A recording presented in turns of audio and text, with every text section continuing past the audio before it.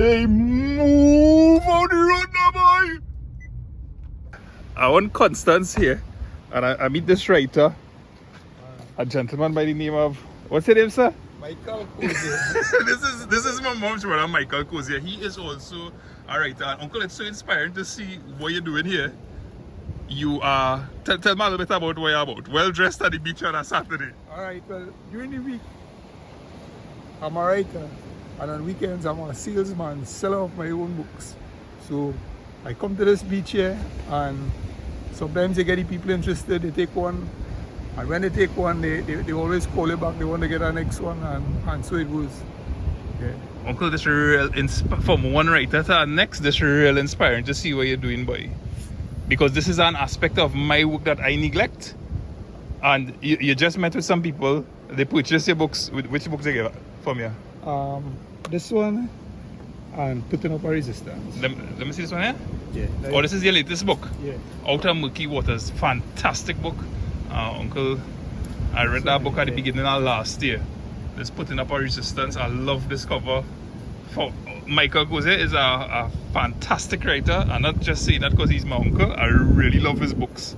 And particularly this latest one that he did, Out of Murky Waters, it stands out as a amazing story. So where people can find your books? Let me say somebody in Diego Martin interested in your books. What's the order? You can get them at RIK. Okay. RIK. The branches all over there in Port Spain and Trinity Mall, in Westmoreland Road, San Fernando. Yeah. Nice. Nice. Yeah. So are we on the beach? Yeah, I could follow you. Huh? Alright. So I'm following Michael Cozier right now. It's really encouraging, but it's something that I don't do, and I'm thinking I could go by Coral River. You feel better on Coral River, go buy a book. What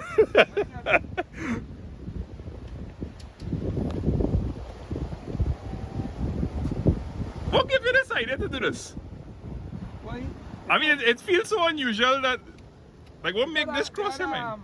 We had a bicycle ride from San Fernando to icacos here, right? And we could walk there. Yeah. And, I just say, boy, I could just put out my books and see if these people might be interested in them. So I put out a little table, and I was surprised to see that the people stopped and they were interested. In front by you?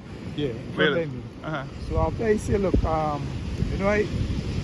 not working anymore and that kind of thing. So I said, on a weekend, I'll try to come down on the beach and see if I can get people interest back in reading, because a lot of people now neglecting reading and that kind of thing, but it's something that you go ahead, you do your thing. Yeah, you do your thing, yeah. Yeah, I on myself, yeah. So this is a real important lesson for me, as I say, because it's an aspect. I think when you are a creative person, one of the things that you always want to be invested in is the art that you're actually doing. But I have different. When I was coming here talking to Uncle Michael, one of the things he mentioned is, today I am a salesman. And he's dressed like a salesman. And right now he's talking to 3 people. 2 of them look like tourists, and one is probably a driver that they hired to come down here. So yes, sometimes you need to wear different caps as a creative person, and I am beginning to learn that a little bit more and more. Alright, so we had a little lime here by Constance. Let me see if we could figure out what these people cook.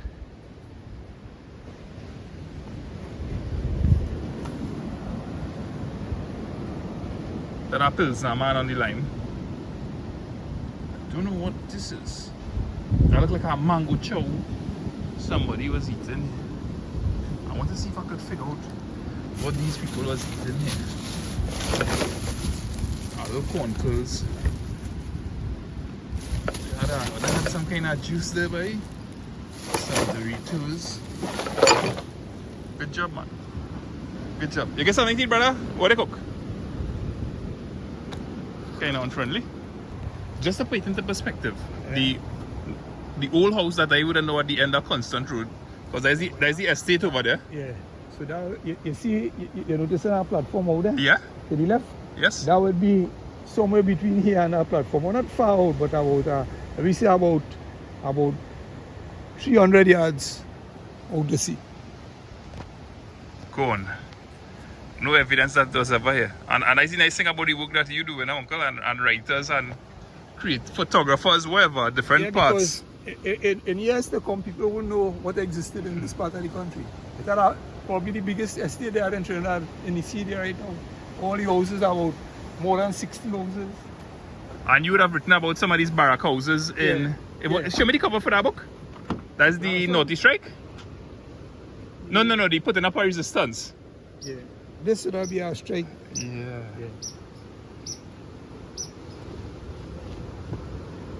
But all the books have mentioned at this estate because I had a kind of thing that the estate was going into the sea. Yeah. But all the while it's taken on this coastline here, it depositing the land up on the other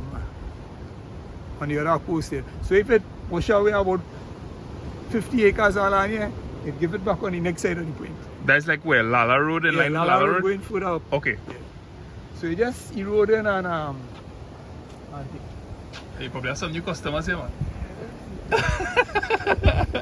Hey, I'm so happy I come down here and see what you're doing, man.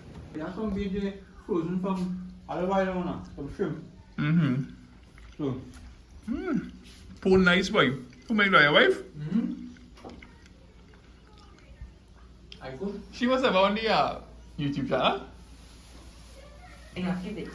Ah, who is? She doesn't like it. You can have camera side. Camera side. You camera side, I can tip you. Oh, you have a special hat in this on the channel, then?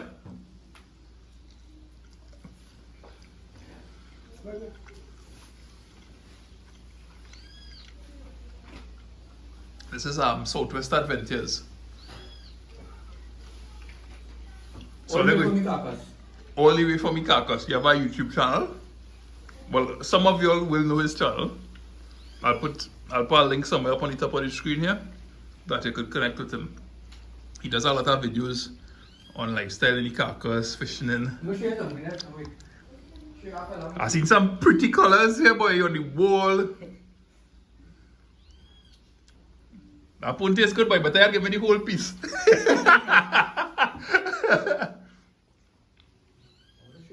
That one tastes nice, boy. Very nice. Maybe not about it. Yeah, put you going to cook that later. Catch a nice for that. That video coming up soon. What time you going to cook that? I was going to leave you about 2:15, you know. Well, That night time cook. For dinner. For dinner. Wait, it's your choice. Right. So wait. When you hope to post that video? Within a few days. Okay, so what I will do, at the end of this video, folks, I will put a link to that Goody Cook with Southwest Adventures, Vishal, and Caleb. We haven't seen us yet in this video here, but you'll see me in that video. You just cook? Yeah. Eh? Yeah. So what did you drive? Very good tribe. Neil, I'm thinking about the videos that I see on your channel, right? And I talked to some sealers. Well, I talked to Auntie Cindy. And two things stand out with different people that I talked to in icacos here. The water situation. I have a video of that already. And I was thinking about the life of a fisherman, boy. I'm working on something right now. Well, depicting some of the challenges that they face and stuff like that. Yeah. That coming? Because men's talking about spending $1,000 in gas. Yeah, the price of gasoline is really a challenge for fishermen. And the fishing ground is quite a long way off. Right? One of the other challenges you have is, well, the security situation on the Columbus Channel. Right now, the presence of the Coast Guard is always welcome, right? And I mean, you're not seeing them as you're used to. Let me put it that way. Right. So that's you know, when the Coast Guard around, they feel safe. They go there. That's a livelihood, right? Hey, I want to share something with you, boy. I want to share something with you, boy. And this is, I'll leave in this recording here, right? But this is what I think, you know? You know, when you look at a YouTuber, a content creator, and a lot of us spend a lot of time depicting good life in Trinidad and Tobago.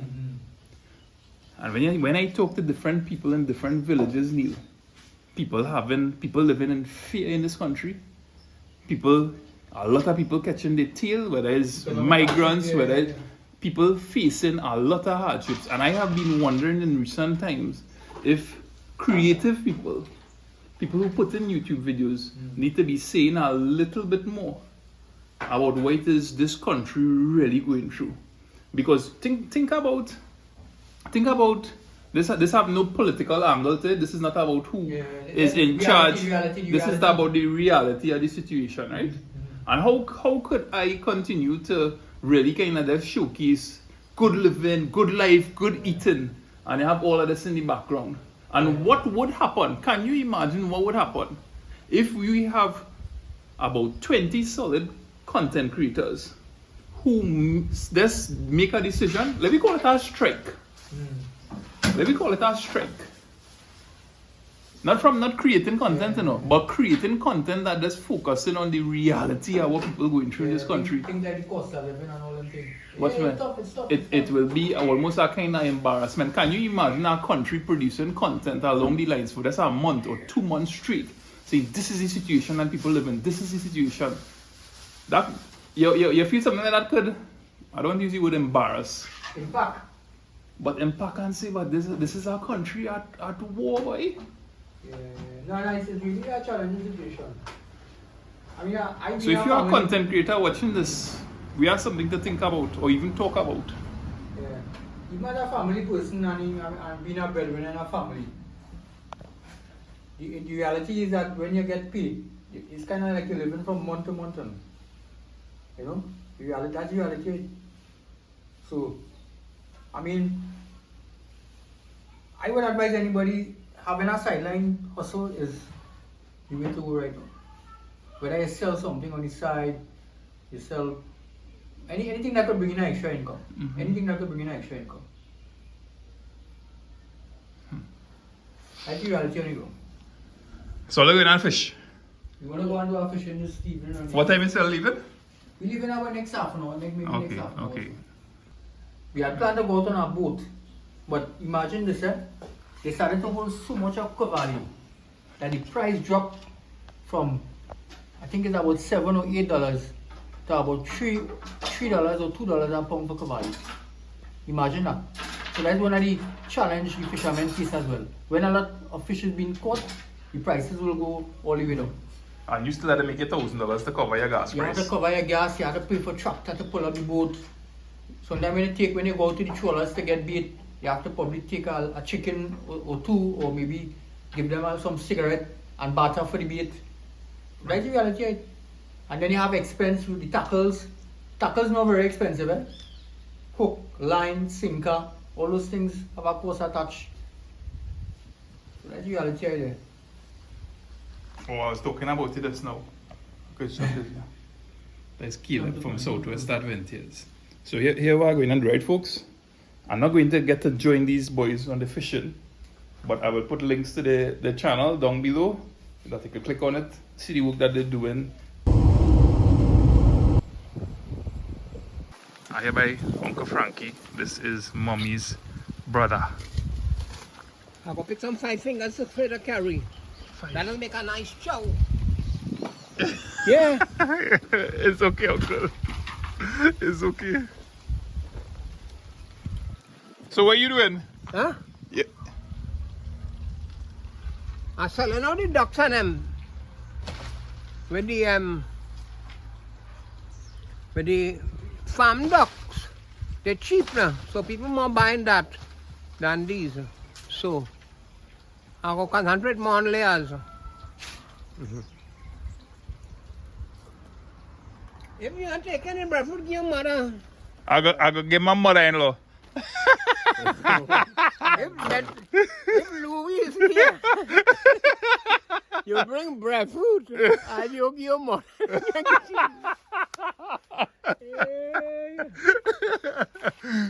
If I don't give Betsy one, Louis one on your mother-in-law one. I can do that. I can do that. You see it, huh? But all of them full now.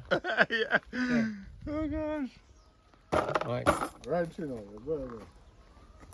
Let me pick some 5 fingers. Yeah. Come, let me pick some.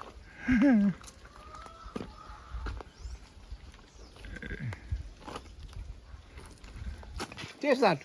Taste it there, sir? Eat it and you see how nice it is. Yes.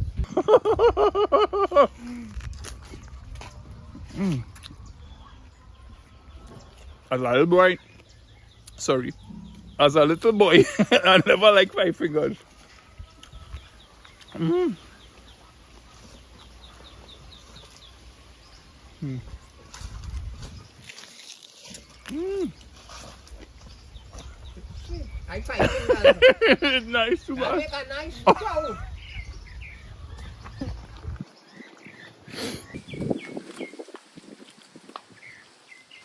What are it? In the bucket? Here? Any bucket.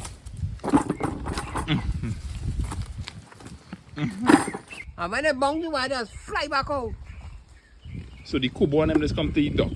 So you put this wire here, that the kubo and them will fly into it. And if they fly and they hit the wire, they're very scary. They'll fly. And they won't come back for 2-3 days. Okay. Serious talk? Huh? Serious? Yeah, that's what happens here when you see me on there. I had them closer, but some of them bust. So when you had them so, and they bounce, I'm telling them, just fly. All right. It'll be a little scary to come back in at daytime. All Yeah. right. Like nice bull.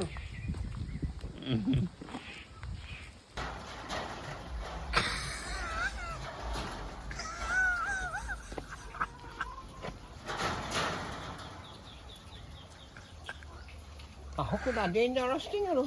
Yeah, you crash it about 5 seconds there, you know. There we go. You lead the way. Maybe I'll see you on the...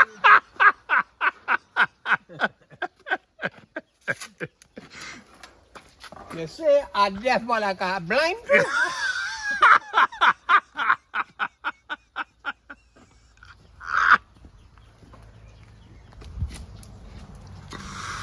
What's that? Uh-huh. There we go.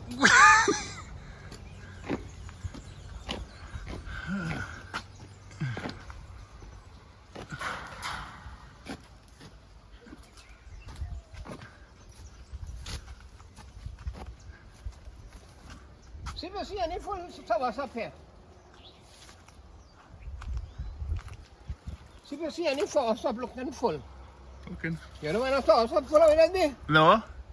It'll be shining. Yes.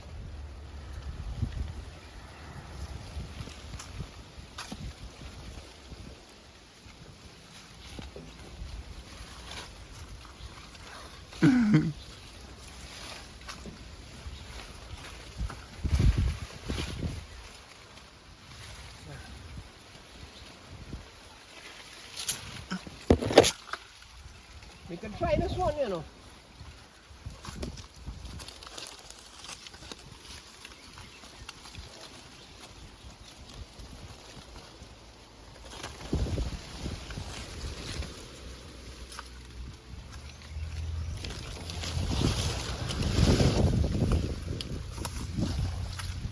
Yes, sir. Bring it out. Bring it. Bring it. That look full. You put it right. I expect you to say, well, I'll give him more. I know that I know.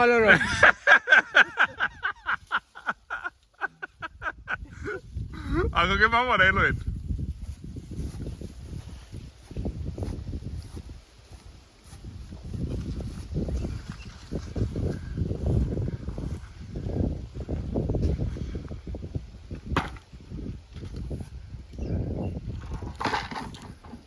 You want 2 lemon? No, it's okay. It's right here. No, we good. We have lemon. We have lemon. Thank you, sir. Thank you, Uncle.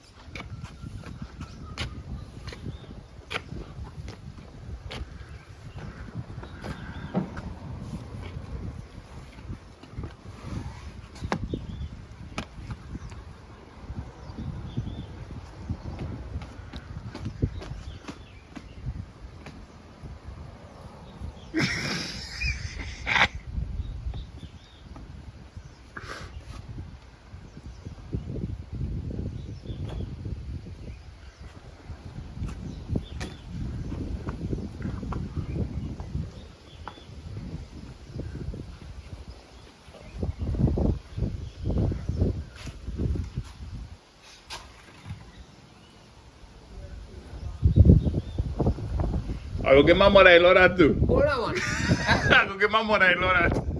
My mother-in-law. Huh? Nothing, nothing. Come back on that. I say I will give my mother-in-law the coconut. You go touch that one too. That one there? Yeah. Alright. Wait, the milk dinner. Wait a minute. I go to this. A balancing good with the 4-2 and the 5-2 now. Okay. The heavier side, the 4-2 does hold good. You go to that down. Alright.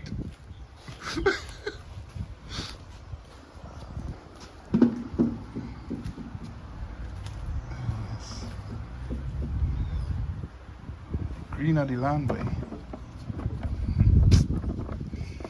Dog, what's up? What's up, doggy? Alright, I'll take out the camera.